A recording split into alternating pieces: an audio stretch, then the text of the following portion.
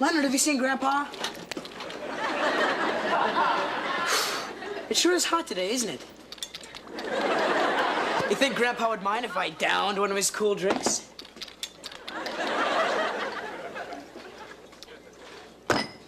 Whoa! My favorite flavor, Slasher soda. Baby, I got those neck-biting blues. Those nagging neck-biting blues. Haven't had a neck in years, so now I gotta drink root beers. Whoa, whoa, whoa, whoa. Great song, Grandpa. In Transylvania, they call me Bloody Holly. Grandpa, I just came down to see if you could help me with my homework. Now, what's Einstein's theory of relativity? What? E equals mc squared. I got it, thanks. Leonard, if I catch you giving Eddie answers to his homework again, I'm gonna let Spot bury you all over the backyard. No, Leonard didn't give me the answers. It just sort of came to me. But I don't want to hold you up. I know you're in a hurry to get your Life Begins at 400 support group. How did you know about my group? It's supposed to be a secret. It's me. Was your trying to pick up on those twin meter maids today also a secret? You were in school when I did that. How could you Wait a minute. Were you drinking my experiments? Experiments? Oh, I thought they were sodas. Eddie, this is my laboratory, not an open bar. Do I go into your room and take snacks out of your aquarium? Oh, no. Eddie, you drank the mind-reading potion I was working on. Mind-reading potion? Grandpa, there's no such thing as a mind-reading potion. Oh, sure, Leonard. Yuck it up. You don't even have a mind.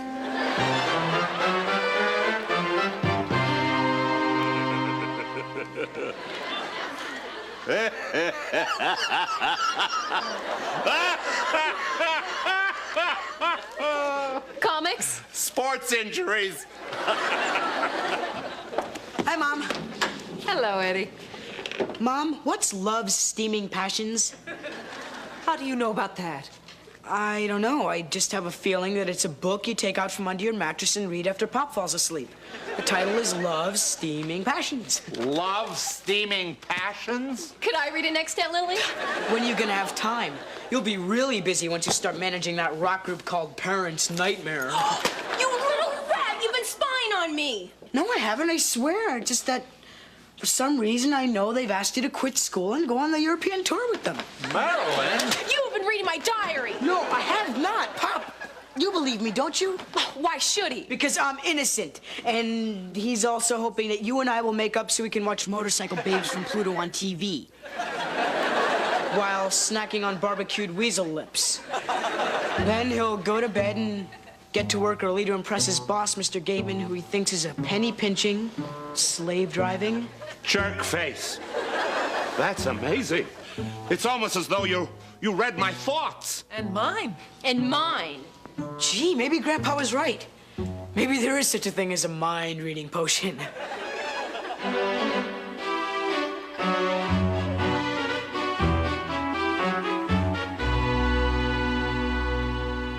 Thank you, Kenneth, for that stirring portrait of President Herbert Hoover. Continuing now with our series of reports on famous men whose first and last names begin with the letter H, will be Eddie Munster and his report on Harry Houdini. Eddie? I don't have it, Mrs. Thomas. You don't have it, or you didn't do it? Both. Mrs. Thomas, Yes, Rob? I'm ready to give my report on Howard Hughes, Hubert Humphrey, and Horatio Hornblower. In a moment. Eddie, what happened? I'm sorry, Mrs. Thomas. I didn't do it because I've been upset. Upset? Upset about what? Well, I can't really talk about it. You wouldn't understand. Mrs. Thomas, Yes, Rob. studies have proved that emotional upset is the most common excuse used by lazy students for not doing their homework. Thank you, Rob. Eddie, if you don't tell me the real reason you didn't do your homework, I'm going to give you an F. Last night, I drank a mind-reading potion, and now I can read everyone's thoughts. Mind-reading potion. Eddie, there's no such thing as mind reading. Mrs. Thomas, Yes, Rob. I just wanted to say that I agree with you 100%, and I'll be staying after school to wax your car. Eddie, I want the real reason you didn't do your homework. I already told you, I've been upset because I can read people's minds. Really? Suppose you tell us all what I'm thinking right now. Are you sure you want me to do that? I insist. Okay. Here goes. You're thinking of that special evening you made for your husband last night to pep up your marriage.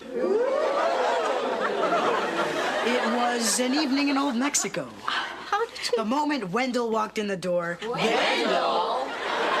Her husband. There you were, dressed up as a chicken taco. You looked him straight in the eyes and said, "The Wendell, you want some hot salsa with this?" Mrs. Thomas! Yes, Rob? I think you chose a very creative way of exploring the culture of our Mexican neighbors to the south.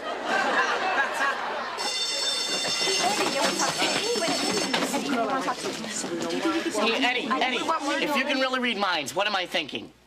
You're wondering if one day we will all become so fed up with your endless sucking up that we will beat you to a bloody pulp. Hey, that's right. Say, Eddie, could you read a guy's mind for me to find out if he really likes me? Yeah, sure. Could you read the Harvard admission director's mind to find out how I could really impress him? Rob, I don't have to read his mind. There's nothing you can do to impress him. Guys, hold on here. You know, I'd be happy to read minds for you. It's just, you know, I really don't know whether I should. I'll give you $5. I'll give you 10. I'll give you 20.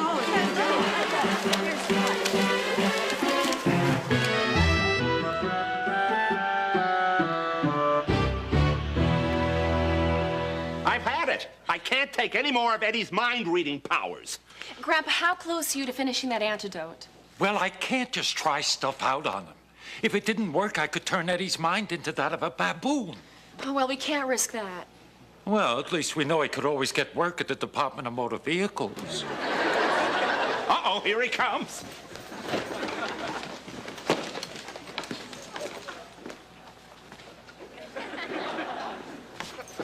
What you doing, Pop? Just sitting around, not thinking of anything. What are you doing, Eddie? I'm just testing my mind-reading powers. And you're thinking of that horse you lost your whole paycheck on? How did I know she was pregnant with quintuplets? Listen, Eddie, if you don't tell your mother about this, I'll take you water skiing with me when I go to the swamp. You don't have to do that, Pop. No, I want to.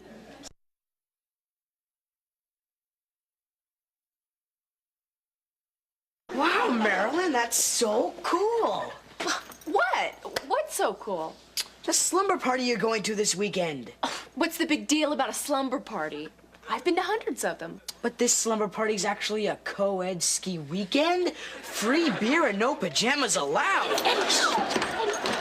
Please don't rat on me. I'll take you with me. I'll even fix you up with Angela Borelli. Don't worry, Marilyn, your secret's safe with me. Thanks. And how's my favorite grandpa? I'm memorizing these high school volleyball scores to keep you from reading my mind. Yeah, it's working pretty well. I can hardly make out that Vera the donut shop lady's waiting for you inside your coffin.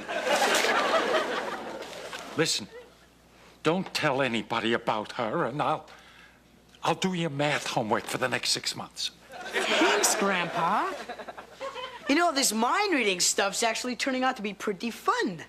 Hey, Pop, what's on your mind? As if I didn't know. Boy, Eddie, it's a good thing that mind-reading power didn't fall into somebody else's hands. A lot of people would use it to get what they want. You know, blackmail them.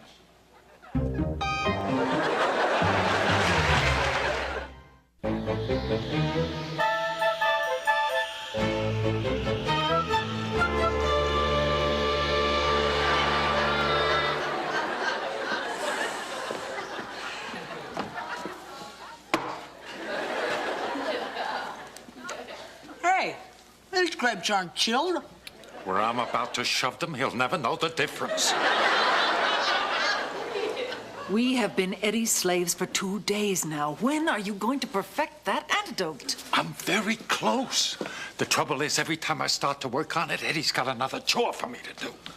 Is this okay? No, maybe just a smidge to the left. No. Tad higher up. Blondie, would you put a little feeling into it? Eddie, I'm making another one of your favorites today. Liceroni, the Transylvania treat. What about my room? I cleaned it. My clothes? I washed them. My bank account? I transferred my money into it. All of it? Sorry. Is this brazy enough for you, Eddie? Oh, yeah, excellent. Keep up the good work, and I might promote you to a non-groveling position. Grandpa, continue where you left off. Do I have to? Well, we could always discuss a certain donut lady instead. Okay. Eddie, you're great-looking, athletic, extremely intelligent, and fun to be with. There's an air of quiet power about you. Men admire you, women desire you. There's nothing you cannot attain. You're generous, creative, and modest. You're not just a wonderful human being, you're the wonderful human being. You're a prince, a king.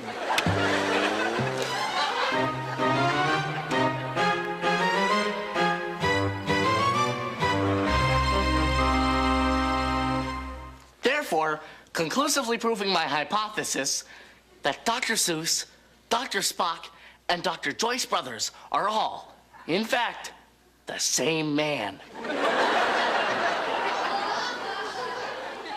Thank you, Rob, for that eye-opening report.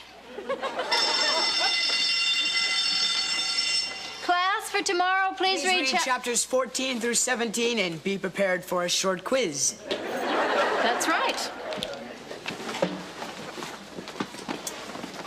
Hey, Munster, you told Kathy Williams I walked home with Mary Ellen Hivner, so Kathy cemented my locker shut. Well, Kathy paid me to read your mind.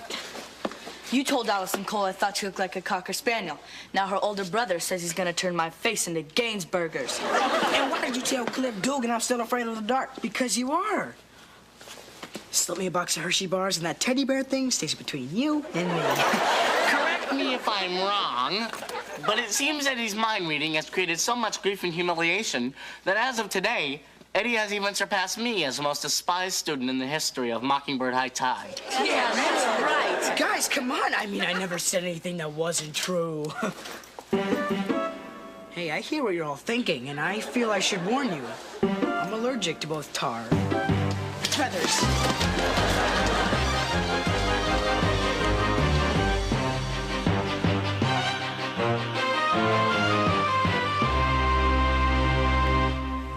Eddie's still in his room, afraid to come out, feeling alone and misunderstood. Well, good. Why should we be the only ones suffering? He's really been abusing his power. I've been trying to shut Eddie out of my mind by thinking only of Wayne Newton. And I gotta tell you, humming Donkashane all day is a real pain in the butt. Donkashane? Donkashane? Can't you think of Madonna for a few minutes? Eddie, perhaps you'd feel better if you stopped reading our minds and told us what was on yours. You want to know what's on my mind? I cannot even find my mind. I've got the president's worries, the Supreme Court's worries. I even have the worries of some guy named Augie who runs a Dairy Queen in Newark. Things got out of control, huh? Well, you know, Eddie, reading minds is one thing, but it's another when you try to blackmail people with those powers. I know, but I can't stop. Once you have the school principal on his knees begging for mercy, it's impossible to give it up. Son, I think I can put this in perspective for you with a man-to-man. Would you excuse us, please? Many years ago, I had a pet rabbit named Louis. I loved Louis very much. We'd go everywhere together. But then one day, I came home after a hard day of grave digging, and, well, Louis was dead. Old age? Dump truck. Louis never saw it coming. Flat as a pancake, you could slide him under the door. Oh, sure, I could still play with him. In fact, I did for the next few months, but somehow, he just wasn't as much fun anymore. So what's the point? I have no idea.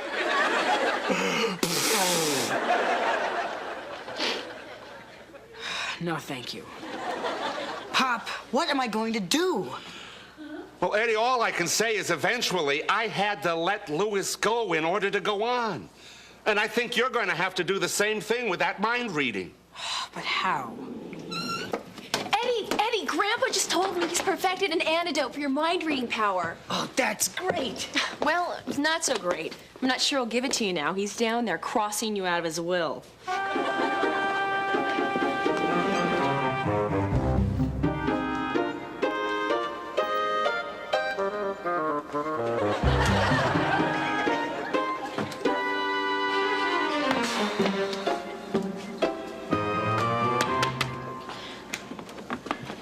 Eddie, what are you doing here? I'm in the middle of dessert. Grandpa, I know you're mad at me, but I really need that mind-reading antidote. Oh, that's very funny, Eddie. You invade my mind, blackmail me, make me feed you chilled grapes. It's all I can do not to give you a 3-hour spank. I know what you're thinking. You warned me that it was a powerful gift. And also that it shouldn't be abused. So you probably deserve whatever I have coming to me. If only you... I'd listened to you in the first place, I never would have gotten into this jam. Eddie, it's very frustrating for me to keep reading your mind and completing your thoughts. And if you don't stop... You're gonna turn me into a frisky female poodle and lock me in with Spot. I wouldn't do that to Spot. Grandpa, please help me. Grandpa, I have nowhere else to turn. I know I dug my own grave, and now I have to lie in it and die. How can you think about fun at a time like this? Oh, Eddie, how can I not help you? I just thought it was time for you to grovel a little. Come here. I'll give you the antidote. Oh, thanks, Grandpa. But listen, from now on, don't drink any beaker you see down here. That green stuff looks like lemon lime soda. It's a blood-enhancing potion. You've invented a blood-enhancing potion? It's a surprise for Vera's birthday.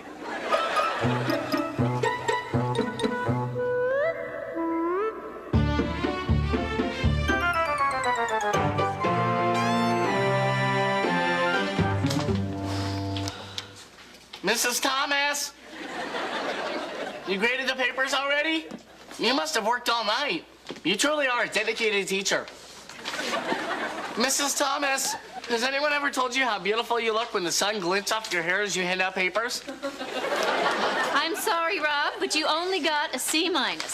C-? Oh, you never get C's. What happened? Well, I copied from your paper. My paper? Why?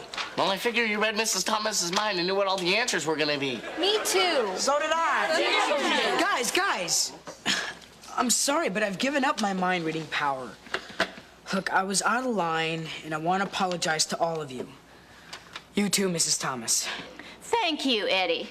It took a big man to admit that. Mrs. Thomas! Yes, Rob?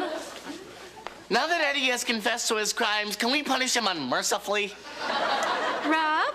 Yes, Mrs. Thomas? Sit down and shut up, you little worm.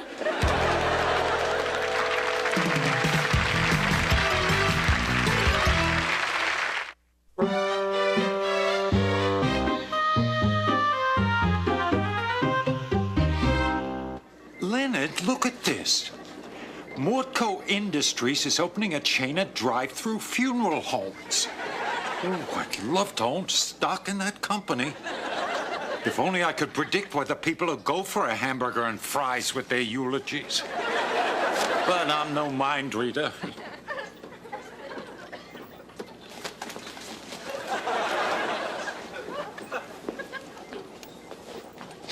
Just a sip, Len. Well, don't look at me in that tone of voice. I'm not going to abuse this mind-reading power. Just check out a few things. Maybe find out what Madonna and Kathleen Turner find attractive in a mature man of the world. Oh, yeah, this is going to be great.